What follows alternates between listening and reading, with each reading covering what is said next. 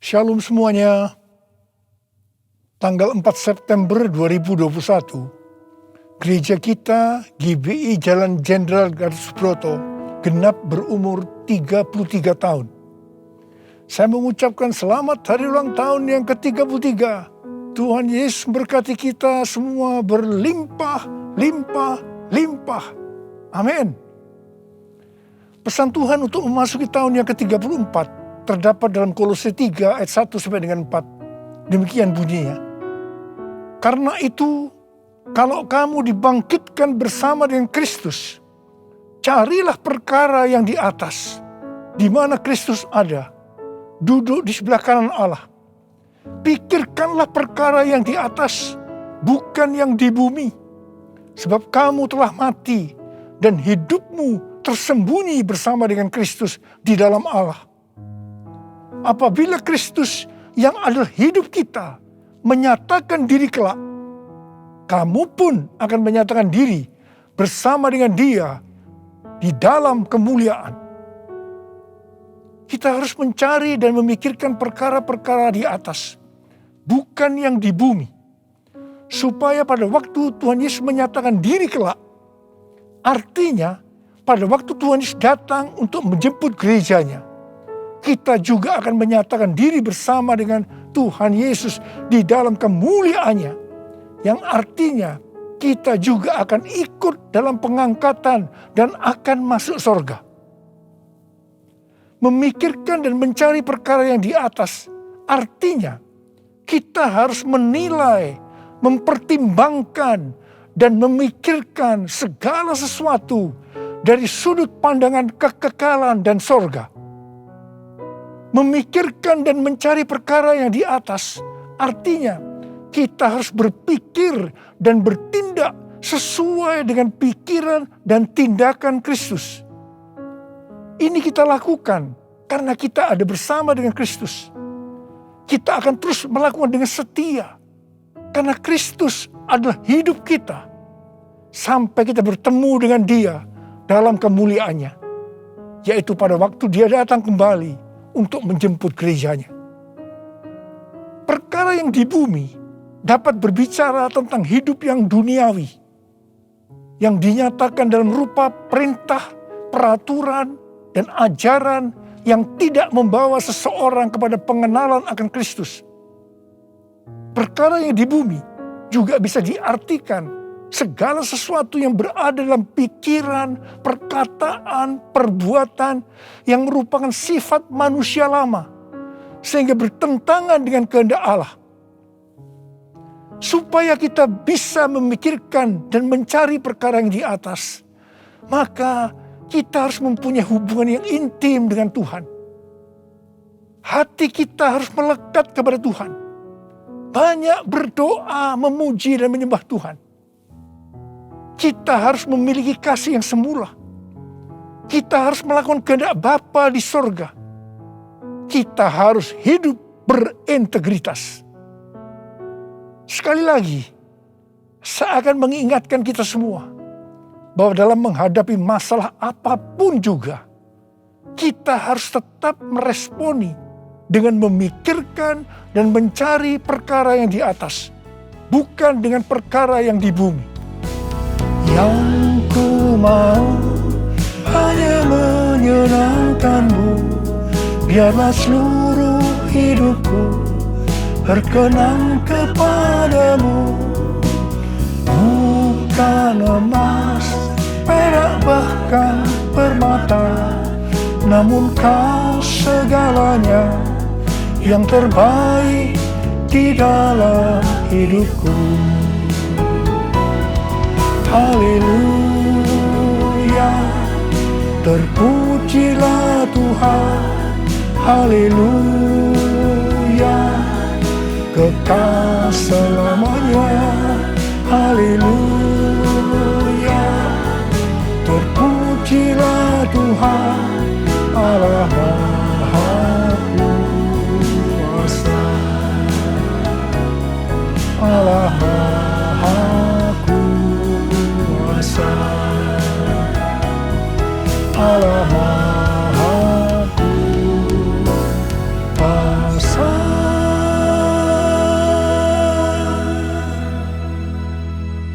Tuhan Yesus berkata, kasihilah musuhmu dan berdoalah bagi mereka yang menganiaya kamu. Karena dengan demikian, kamu adalah anak-anak Bapamu yang di sorga. Apabila kamu mengasihi orang yang mengasihi kamu, apakah upahmu? Bukankah pemungut cukai juga melakukan demikian? Dan apabila kamu hanya memberi salam kepada saudara-saudaramu saja, bukankah orang yang tidak mengenal Allah juga melakukan hal yang seperti itu? Karena itu haruslah kamu sempurna, sama seperti Bapamu yang di sorga adalah sempurna. Kita tahu bahwa ini tidak mudah untuk dilakukan. Tapi bukan berarti tidak bisa. Kita pasti bisa melakukannya. Kita harus mengingat Amsal 4 ayat 23 yang berkata, jagalah hatimu dengan segala kewaspadaan, karena dari situlah terpancar kehidupan. Kita akan mengalami kehidupan kekal selama-lamanya jika hati kita mau mengampuni orang yang bersalah kepada kita.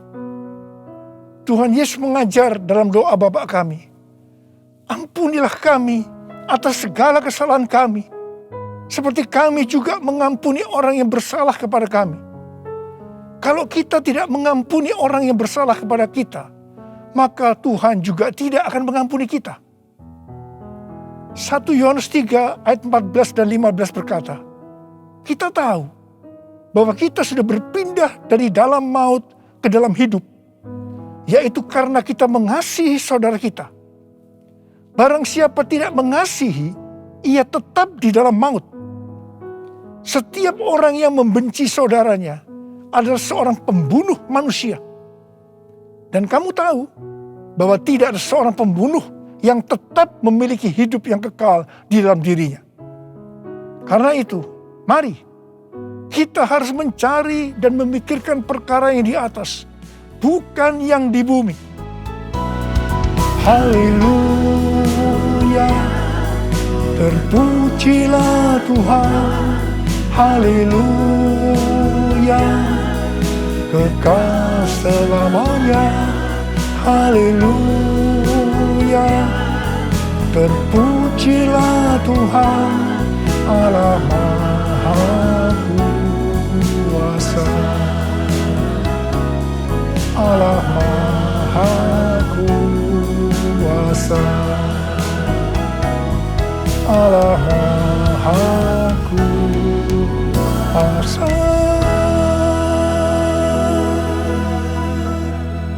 Mazmur 15 ayat 1 berkata, Tuhan, siapa yang boleh menumpang dalam kemahmu?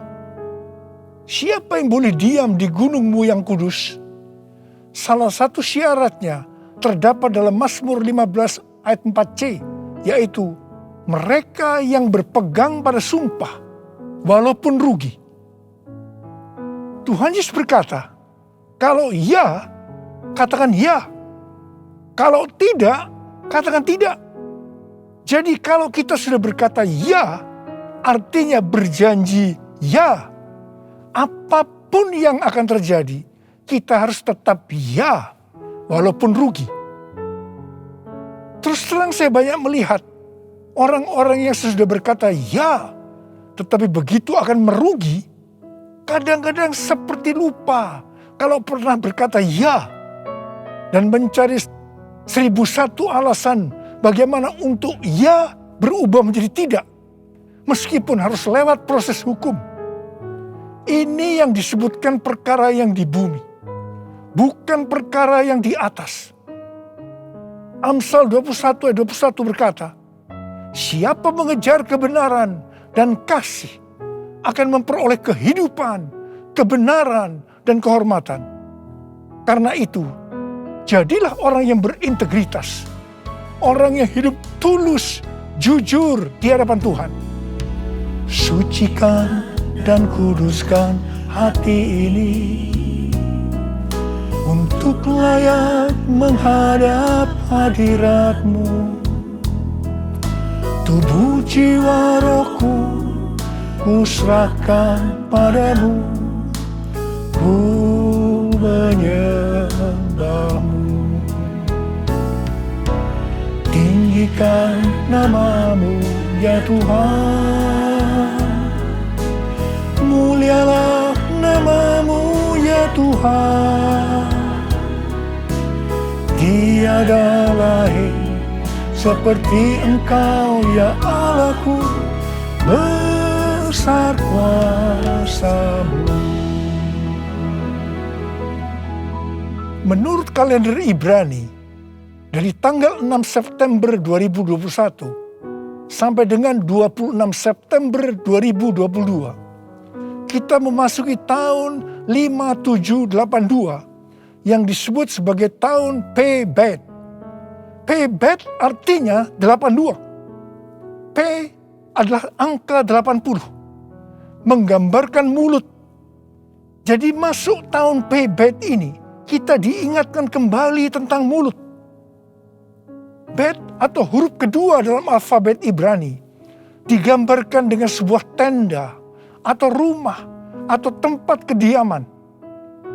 Ada dua tempat tinggal dari umat manusia. Yang pertama di dunia. Yang kedua di sorga atau di neraka. Memasuki tahun Pebet atau 82, kita diingatkan bahwa kita masih hidup dalam dunia ini. Tetapi segala apa yang kita lakukan, apa yang kita ucapkan, apa yang kita tuliskan dalam media sosial, bukan seperti cara-cara dunia, tetapi harus dengan cara surga. Microsoft merilis indeks keberadaban digital atau Digital Civility Index yang menunjukkan tingkat keberadaban pengguna internet atau netizen sepanjang tahun 2020. Hasilnya memprihatinkan karena menunjukkan tingkat keberadaban netizen Indonesia sangat rendah.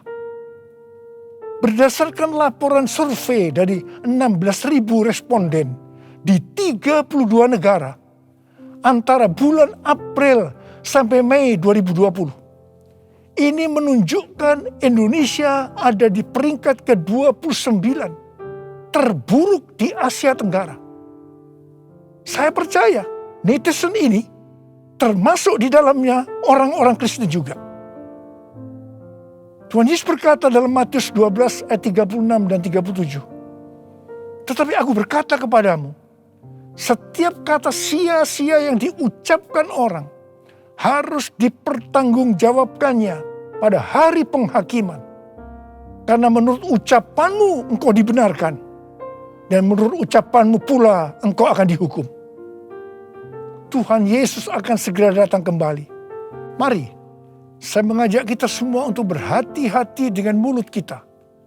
Juga dengan apa yang kita tuliskan di media sosial. Apakah itu hoax atau ujaran kebencian, supaya jangan kita dihukum. Amsal 21 ayat 23 berkata, siapa memelihara mulut dan lidahnya, memelihara diri daripada kesukaran. Karena itu, pikirkanlah dan carilah hal-hal yang di atas, di mana Kristus tinggal, bukan seperti yang di bumi. Mulutku penuh dengan pujian kepadamu ya Yesus Tuhan. Sepanjang hari ku beri penghormatan kepadamu ya Allahku. Mulutku penuh dengan pujian kepadamu ya Yesus Tuhan. Sepanjang hari ku beri penghormatan kepadamu ya Allahku. Sepanjang hari ku beri penghormatan kepadamu ya Allahku.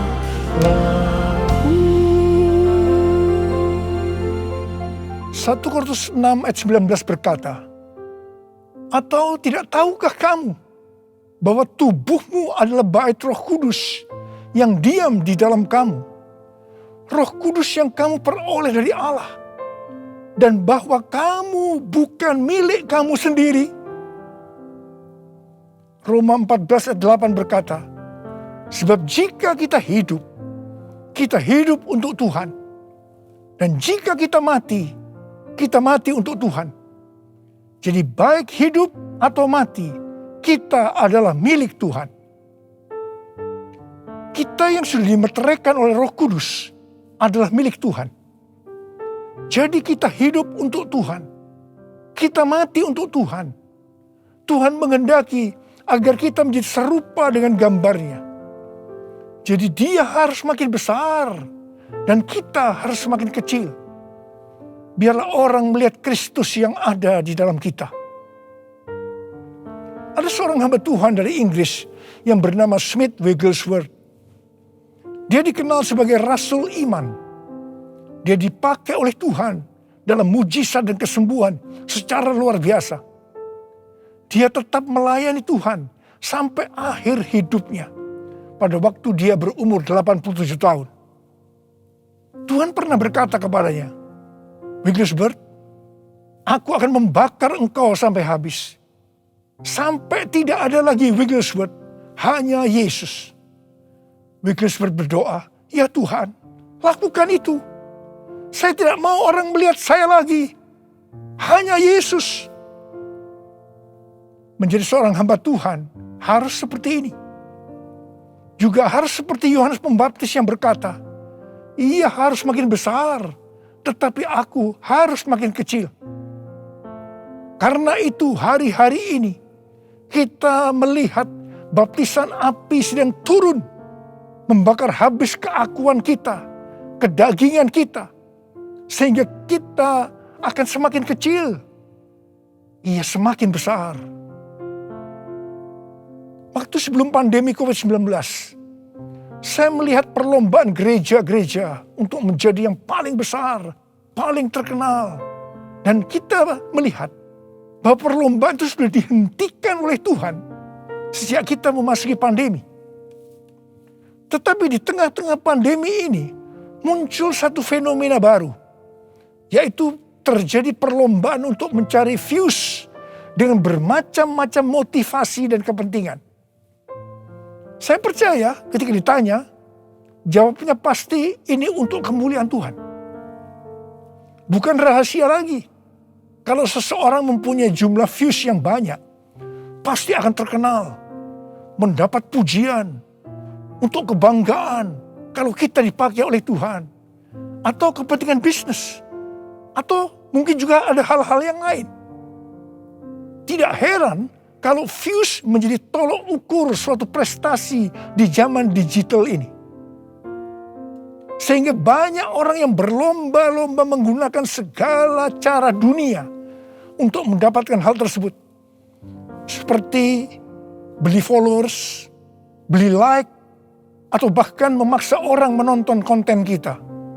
Saya berdoa supaya bukan karena views kita membuat konten, tetapi karena ada kuasa daripada Tuhan yang menggerakkan kita. Sehingga ketika orang menonton konten yang kita buat, di situ ada aliran kehidupan yang mengisi mereka yang menonton. Hari-hari ini Tuhan mengingatkan kepada kita sebagai hamba Tuhan agar berhati-hati. Kalau kita ingat bagaimana cara perlombaan gereja sebelum masa pandemi itu dihentikan oleh Tuhan, maka kita harus berhati-hati agar kita tidak mengulangi kesalahan yang sama. Saya mengajak agar kita introspeksi, memeriksa diri kita.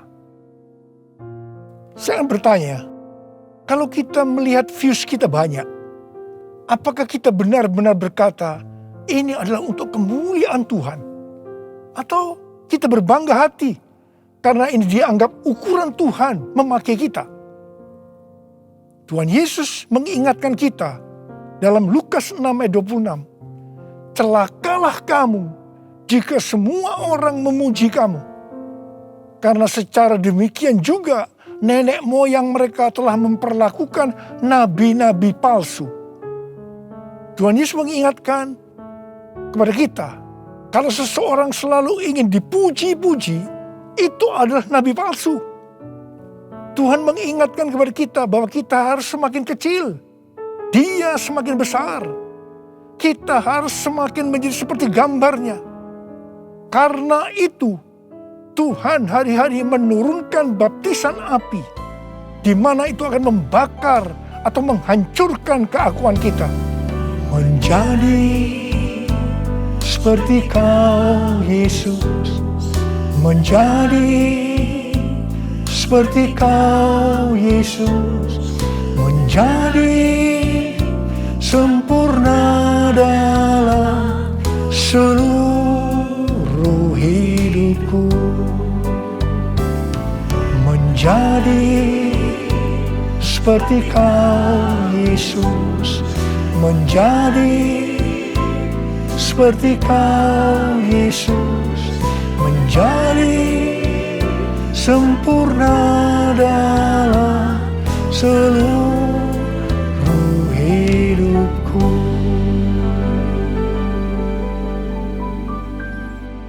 Pada waktu murid-murid Tuhan Yesus menanyakan tentang tanda kedatangannya kembali dan tanda kesudahan dunia ini, salah satunya Tuhan Yesus menjawab, adanya penyakit sampar. Pandemi COVID-19 ini bisa disebutkan sebagai penyakit sampar, sehingga pandemi ini merupakan salah satu tanda dari kedatangan Tuhan Yesus untuk kali yang kedua. Tuhan Yesus mau agar kita mempersiapkan diri sebaik-baiknya untuk menyambut kedatangan Tuhan Yesus di awan-awan yang akan menjemput gerejanya. Ini dapat diartikan bahwa kita harus mempersiapkan diri untuk ikut dalam pengangkatan. Ketika tahun 2009 Tuhan Yesus berbicara kepada saya tentang aku datang segera.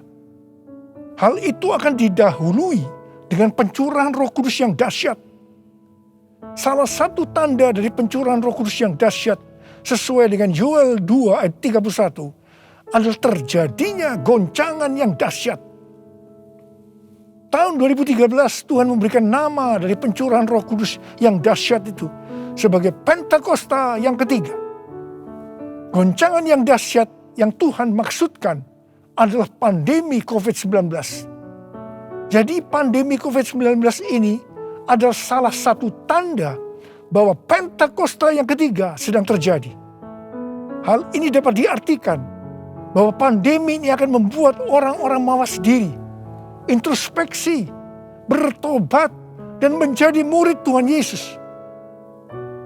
Pada waktu Roh Kudus dicurahkan di kamar loteng Yerusalem, maka terdengar seperti tiupan angin keras, dan tampaklah lidah-lidah seperti nyala api yang hinggap pada 120 murid Tuhan Yesus. Mereka dibaptis dengan Roh Kudus, yang juga dapat diartikan mereka mengalami baptisan api. Hal seperti ini juga terjadi hari-hari ini. Pada Pentakosta ketiga, kita juga sedang mengalami baptisan api. Pandemi adalah salah satu wujud dari baptisan api. Saya terkesan dengan pidato Bapak Presiden Jokowi pada sidang tahunan 16 Agustus 2021 yang berkata, krisis, resesi, dan pandemi seperti api. Kalau bisa, kita hindari. Tetapi jika hal itu tetap terjadi, banyak hal yang bisa kita pelajari. Api memang membakar, tetapi juga menerangi. Kalau terkendali, dia menginspirasi dan memotivasi. Dia menyakitkan, tetapi sekaligus bisa menguatkan. Kita ingin pandemi ini menerangi kita untuk mawas diri, memperbaiki dan menguatkan diri kita dalam menghadapi tantangan untuk masa depan. Wow, saya percaya Tuhan memakai Bapak Presiden Jokowi untuk menyatakan kehendaknya melalui pandemi ini untuk Indonesia. Hari-hari ini kita sedang mengalami baptisan api. Tuhan sedang membersihkan gerejanya. Kita akan diubah oleh Tuhan. Dan melalui pandemi ini, saya percaya kita akan menjadi indah pada waktunya. Kalau ada di antara saudara yang karena pandemi ini atau karena masalah lain mengalami tekanan-tekanan seperti depresi, ketakutan, kebingungan, tidak tahu apa yang harus diperbuat, merasa kehilangan masa depan, Tuhan mengingatkan kita dalam 1 Korintus 10 ayat 13 bahwa pencobaan-pencobaan yang kamu alami ialah pencobaan-pencobaan biasa yang tidak melebihi kekuatan manusia. Sebab Allah setia. Dan karena itu, Ia tidak akan membiarkan kamu dicobai melampaui kekuatanmu. Pada waktu kamu dicobai, Ia akan memberikan kepadamu jalan keluar sehingga kamu dapat menanggungnya. Tuhan Yesus itu baik. Dia sungguh baik dan sangat baik kepada kita semua. Tuhan Yesus merindukan pada saat Dia datang di awan-awan untuk menjemput gerejanya. Kita akan ikut dalam pengangkatan dan masuk surga. Karena kita memikirkan dan mencari perkara-perkara yang di atas, di mana Kristus ada, duduk di sebelah kanan Allah Bapa. Holy, holy, are you Lord God Almighty? Worthy is the Lamb, worthy is the Lamb. You are holy, holy, are you Lord God Almighty? Worthy is the Lamb, worthy is the Lamb. Amin. Mari kita angkat tangan kita, berbahasa roh, saudara. Kita berbahasa roh. Oh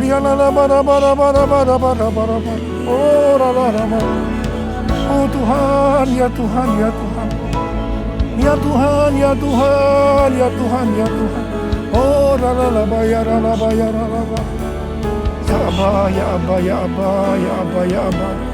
Engkau melihat anak-anak-Mu ya Tuhan. Engkau sudah berbicara kepada kami semua. Bahwa kami harus mencari, memikirkan perkara-perkara yang di atas, bukan yang di bumi. Tuhan, mampukan kami ya Tuhan. Kau tolong kami semua. Oh Rabbah, kami mau Tuhan. Kami mau ya Tuhan. Engkau melihat anak-anak-Mu yang saat ini mungkin sedang mengalami tekanan-tekanan. Karena pandemi, karena hal-hal yang lain. Engkau tolong mereka. Engkau menyembuhkan yang sakit. Sembuh dalam nama Yesus, sembuh. Dalam nama Yesus, sembuh. Sembuh. Oh Rabbah, oh Rabbah. Holy, holy, are you Lord God Almighty? Worthy is the Lamb, worthy is the Lamb. You are holy, holy. Are you Lord God Almighty? Worthy is the Lamb, worthy is the Lamb. Amen.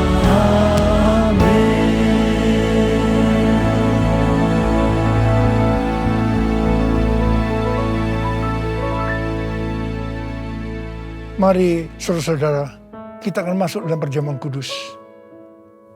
Kita akan mengingat ayat ini. Sebab setiap kali kamu makan roti ini dan minum cawan ini, kamu memberitakan kematian Tuhan sampai Ia datang. Perjamuan kudus adalah perjamuan Tuhan Yesus sendiri. Setiap kali kita masuk dalam perjamuan kudus, Tuhan Yesus selalu berkata, biarlah ini menjadi peringatan akan daku. Biarlah ini menjadi peringatan akan daku. Mari arahkan hati kita kepada kebaikan Tuhan. Supaya kita lebih mengasihi Tuhan Yesus. Supaya kita lebih mengasihi satu dengan yang lain. Mari tundukkan kepala. Bapa, siapakah kami sebelum kami mengenal Engkau? Kami semua orang berdosa. Upah dosa adalah maut, mati. Tetapi Engkau yang tidak berdosa telah dijadikan dosa oleh karena kami. Engkau harus turun dari sorga mulia, menjelma menjadi manusia, mati ganti kami dengan penderitaan yang luar biasa. Sungguh betapa baiknya Engkau, Aba. Engkau jadikan kami sebagai anak-anak-Mu. Engkau tuntun, Engkau bela, Engkau lindungi, Engkau berkati kami. Engkau juga menegur, menghajar kami. Kalau kami berbuat salah, itu Engkau ya Aba. Itu Engkau ya Aba. Tuhan akan memberkati kita semua melalui perjamuan kudus. Tapi Tuhan mau kita makan dan minum dengan cara yang benar. Karena itu masing-masing sekarang introspeksi. Lihat keadaan dirimu masing-masing. Jangan menyimpan dosa. Kalau ada dosa yang Tuhan ingatkan saat ini, langsung minta ampun. Langsung minta ampun. Ampuni ya Tuhan. Ampuni kami. Ampuni kami ya Tuhan. Ampuni, ampuni, ampuni ya Tuhan. Ampuni ya Tuhan. Engkau melihat anak-anak-Mu sedang meminta ampun Tuhan padamu. Bapa, layakkan kami untuk masuk dalam perjamuan kudus. Kami akan masuk dalam perjamuan kudus dengan hati yang penuh ucapan syukur. Dalam nama Yesus kami berdoa. Amin.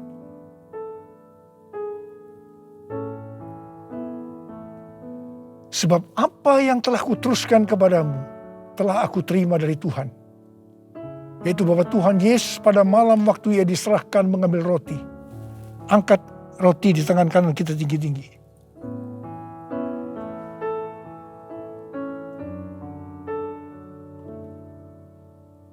Dan sesudah itu Ia mengucap syukur atasnya.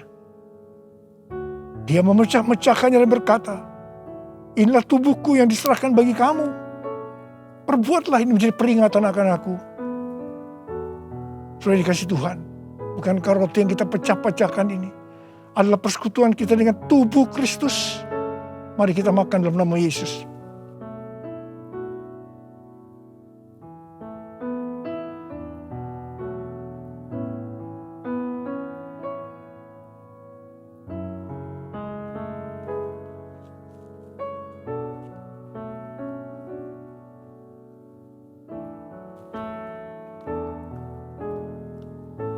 Angkat cawan di tangan kanan kita tinggi-tinggi. Demikian juga Ia mengambil cawan sesudah makan lalu berkata, cawan ini adalah perjanjian baru yang dimeterkan oleh darahku. Perbuatlah ini setiap kali kamu meminumnya menjadi peringatan akan aku. Sudah dikasih Tuhan.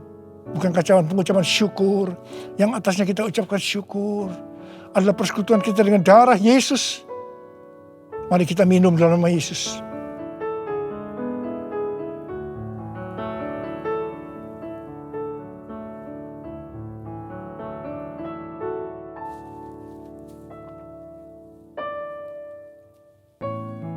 Mari angkat tangan kita, ucapkan syukur dengan suara. Jangan diam, jangan diam. Keluarkan suara. Ya Tuhan, terima kasih ya Tuhan. Oh rala bakana maya rala baya rala bara. Oh rala baya rala baya rala baya rala. Tuhan terima kasih. Terima kasih ya Tuhan, Kau baik buat kami. Terima kasih Engkau yang baik. Kau baik ya Tuhan, terima kasih ya Tuhan. Oh rala. Terima kasih Yesusku. Terima kasih Yesusku, puji syukur hanya bagi Tuhanku.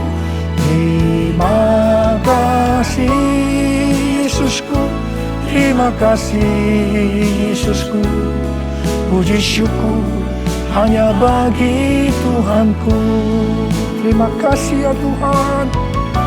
Terima kasih Yesusku, terima kasih Yesusku, puji syukur hanya bagi Tuhanku. Terima kasih Yesusku, terima kasih Yesusku, puji syukur hanya bagi Tuhanku. Puji syukur hanya bagi Tuhanku. puji syukur hanya bagi Tuhanku.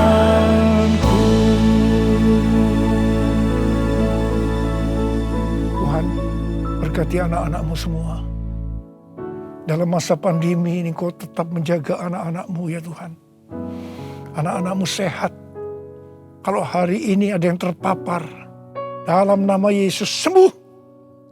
Dalam nama Yesus sembuh. Tidak ada yang berkekurangan. Semua dicukupkan. Malah berkelimpahan dalam hal yang baik. Terima kasih. Terima kasih Abah. Terima kasih. Sekarang terimalah berkat Tuhan. Kasih karunia yang berlimpah-limpah daripada Allah Bapa dalam anak yang tunggal Yesus Kristus. Persekutuan yang manis dengan Roh Kudus menyertai saudara sekalian mulai hari ini. Sampai Tuhan Yesus datang menjemput kita di awan-awan. Dan bahkan sampai selama-lamanya. Yang percaya bersama-sama katakan, Amin.